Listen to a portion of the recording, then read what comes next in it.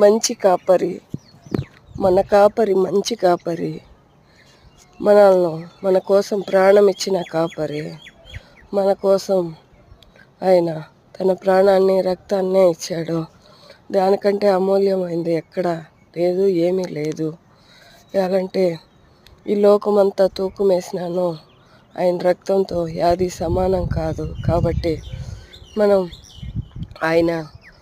ఈ లోకంలో ఆయన స్వరం, మనం గొర్రెలం, ఆయన మేపే గొర్రెలం. మనం ఆయన స్వరాన్ని వినాలి. మనం మన ఆత్మీక జీవితంలో మనం ముందుకు పోయేకి మనకు ముందు చూపు లేదు, కానీ ఆయన స్వరం చేతనే మనం ముందుకు పోవాలి. అజ్ఞానుల ధర మనం ప్రవర్తించకుండా జ్ఞానంగా నడుద్దాం. ఎందుకంటే కురులకి వినపడే ఎనికిడ మాత్రమే ఉంది, కండ్లు ముందు చూపు లేదు.